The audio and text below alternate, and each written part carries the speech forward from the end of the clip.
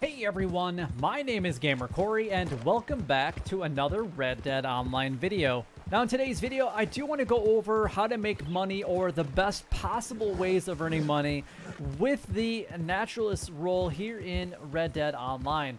So let's go ahead and kind of get started, but before we actually get into the actual video itself, if you guys could go ahead and like, comment, and subscribe down below, it would help me out a lot and is greatly appreciated. A like definitely goes a long way here on the channel. It shows your love and support of the channel and the videos. It tells me that you want me to continue making these types of videos, and honestly, it just really helps me grow here on YouTube.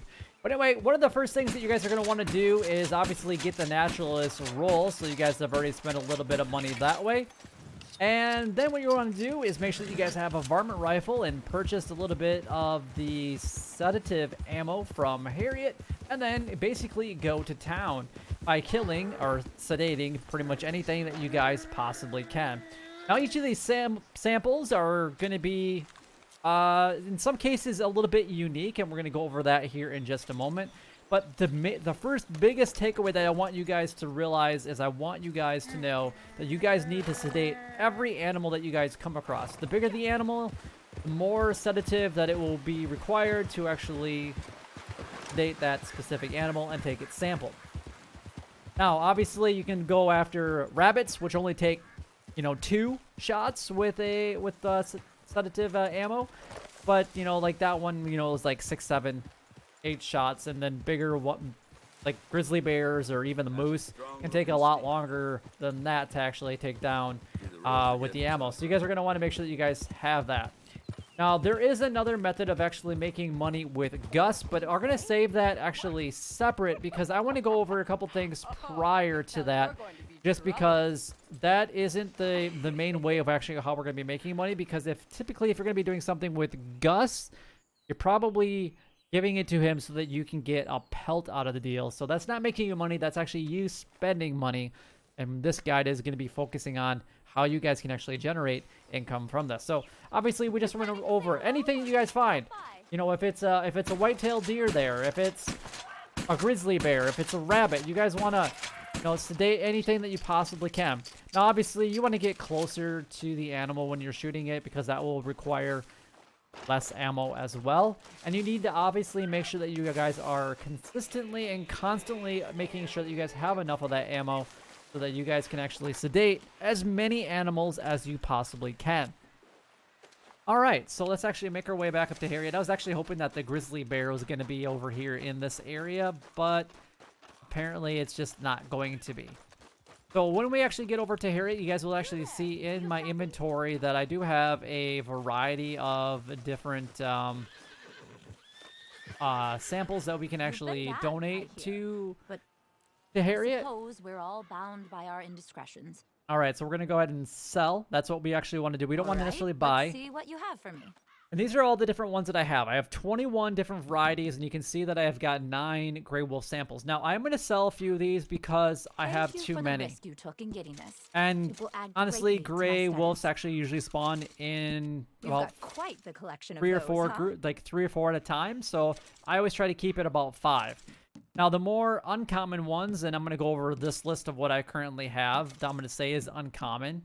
The Florida Panther is a fairly uncommon one. It can be found. I'm not going to go into those locations, but you can see that we're making more money from the more uncommon ones than we do, say, from a muskrat or even a deer. But there are deer so many places, or pronghorns, that you guys can actually find and make pretty decent money for only shooting an animal a few times. Now, obviously, you're going to make less money this way than you would necessarily by, say, selling it to the butcher, even to Gus. You could sell it to Gus and make a little bit of extra money that way.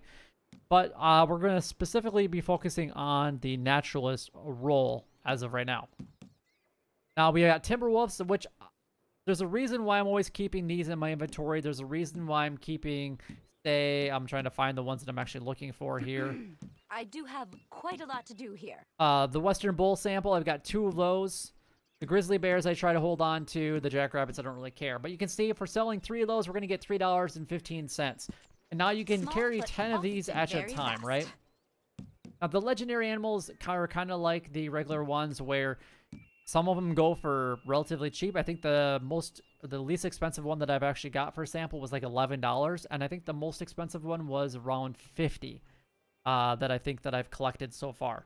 It might have been more, but just kind of a guess.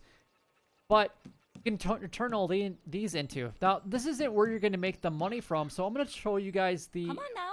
best Can't hang tip that around you all guys day. actually need right now in order to actually go ahead make money with the naturalist rule. So if we're going to kind of go over here a little bit, and we actually pull up our, we're going to pull up our field guide here real quick. And this is what you guys need to really focus on here. You can see that we've got a few different animals in here, and we're getting stamps from them. Now, in order to get the stamps, you only need to do two things. The only two things that are required is studying and getting a sample. But if you take a sample, you automatically will study it. You don't have to kill it. You don't have to skin it. You don't have to photograph it in order to make money with this specific role. I can't remember the name of this one, but I have not found it. I know all the locations that it can spawn in, but for whatever reason, it's literally everything else. It's always like the Angus ox or the Devon bull or the Angus bull or things like that. So this is a way for you guys to actually make some extra money. You can see that if I turn this entire set in, I'll get $60 extra, plus I'll have made the money from the samples that I turned in, say roughly $1 or $2 or $3 for each of those. So you can make a little bit of extra money. So at most, you're probably making about $90. At least you're probably making about $70. And that's just for going after some of the more common animals that are farmland. Now you have desert, wetland, grassland, mountain, river, and then you've got the legendary ones, which we're not going to really get into the legendary ones specifically because not all of them have been released as the time that I'm actually recording in this video. So they're going to be introduced, you know, a couple every single week or one every week or whatever Rockstar decides to actually do. Now, I have turned in every single set except for the farmland because I can't find that one bull for whatever reason. And then the wetland animals, a majority of those are snakes, and they're not always going to be in the exact same spots. And then we got the green iguana, which I know where that's at, but I just haven't gone out there to get it. But we got the panther, we got the Florida panther, things like that, and you want to make sure that you guys are, you know, sampling and studying each of these. Again, you only have to, if you want to take a sample, you will automatically study it. But every time you sell these, you get $80. This one you're going to get, once we get the wetland ones, that's 110. You can see that I've done this one once, that's 140. I've done this one twice because it's very, very, very, very simple. That's 160. If you guys don't know what all the animals are, here they are. I'm just going to quickly go over them so you guys can kind of see. And for me in this list, I keep the western moose and the bull moose in my inventory at all time, including the silver fox, because I always struggle finding the silver fox. So when I need it, I kind of make sure that I sedate it and then I keep it in my inventory. But you can only carry 10 of each of these in your inventory at once. So when you guys get to like 8, I'd probably sell a couple. That way you can always pick up a couple more just in case you don't get to Harriet anytime soon. Or at least before you, maybe you might get lucky and might find 4, say, silver foxes or whatever it might be. But obviously beavers are common in certain areas, raccoons are common, rabbits are common, Virginia possums, skunks. You can find those, honestly, pretty much anywhere. Black bears are even super easy to get. But in this category, I would say the grizzly bear and the western mooses are the hardest to get. But I found a couple here in Big Valley where I'm currently at. Again, right where Harriet is at in Big Valley. You guys can actually find a grizzly bear. So that's why I was hoping that a grizzly bear was going to be here. And I literally just found a western moose, bull moose, before starting this video. So I'll be able to sell that and get a sample. But you can see that I don't currently have it stamped. So I have to make sure that I get it stamped. And you only get it stamped when you turn that sample into Harriet. So I got to turn all these in. So I can do, you know, one silver fox. I could do a red fox. Raccoon. I don't know what else I have actually currently in my inventory, but I can do one of these. You need to basically strategically set up so that you guys can actually turn one of these in at a time. And obviously the more common ones, you'll turn in more, like the rabbits. You can find those anywhere, right? But always having one of these in your inventory at all times. You don't want to, like, if you have 5 grizzly bears, you don't want to go and donate all of them at one time. It doesn't make sense. You want to hold them off until you can actually get the stamps. So what I'm going to do is I saw a couple that we obviously need to donate to Harriet real quick. And we can actually go back in there, sell them. A trade? What do you propose? So we've got muskrat wasn't a part of that one, I don't think. I'll just donate one. They're pretty One of our common. smaller friends, but no So less we'll get important. this one, and then what else we got over here? We got a red fox, which I know Poor we haven't thing. donated that Hope one. it doesn't miss this. A bull moose, Some large mammals are so graceful grizzly despite bear. their size. and I'm pretty sure I already did the black bear, so I'm not going to worry about that right now. But now if we actually go back into the field shovel, you guys will see that I've got more stamps in that that area. So you can see now which ones I need to collect. I need just a moose, not a bull moose. I need to get a skunk. I need to get a Virginia possum, raccoon, a beaver, and then I need a gray wolf, and then a gray fox, and that's all that I need. And I can actually make another $160 from that. So it's basically very much being aware of where your stamps are at and making sure that you guys are looking for the ones that and holding on to the ones that are a little bit more rare. And obviously the reason that I'm focusing right now on the forest and river habitats is because you make 160. It's the most you make the most amount of money, and in my personal opinion, it is the easiest category to get. All the other categories except for the farmland animals require basically more, and the wetlands that are 13, but it's a little bit harder, and then it's 11 for the farmland habitats. But you can see but I can see that I've actually turned in 2 of these already, and I'm working on my 3rd one. And then obviously you get the legendary ones, which are going to be super nice. $480, $700, $500, $680 for those once we can actually get all of them.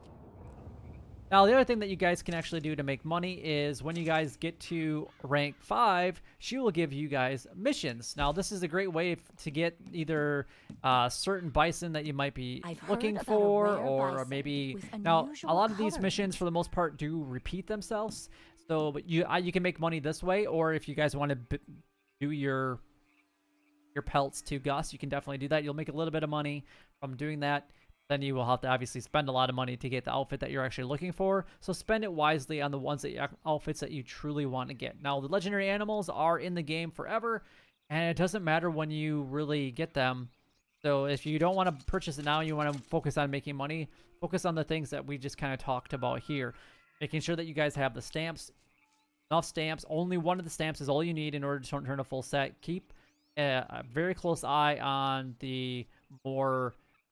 I don't want to say exotic animals, but the more rare animals that pop up from time to time. And if you see one like a moose, a timber wolf, a bull moose, or any of the other ones that are very rare, the regular panther, Florida panther, whatever it might be, and then just hold on to them. Donate one at a time, Acorns, and then hold on to the rest. And that's all you guys really have to do. And you guys will seriously start making a ton of money very, very quickly. I've bought a lot of stuff from this update, but my money has hardly gone down at all. And that's because any animal that I'm running past, I am sedating. And then when I come back to Harriet, when I turn in a few of the samples, and especially the more common ones, then I just buy the max. And you can see that turning in 3 rabbits will pay for what it just cost me will kill small creatures. to so use your ammunition basically buy the new sedative varmint rifle. Now, as far as making money, I would definitely stay away from a majority of these tonics. They are a waste of your money. I would not go after legendary hormones. I wouldn't go after the pamphlets. I wouldn't purchase any of that because you really don't need any of it. The only thing that you really need to do to get started is a varmint rifle, and so it's rank 8, and purchase a varmint rifle, and then have enough gold to purchase the naturalist roll. But you can see, look at that, $3,000 to buy all the weight loss tonics. Why? What? Maybe there's going to be a point later in Red Dead Online, but as of right now, there really isn't. All right, that's fine.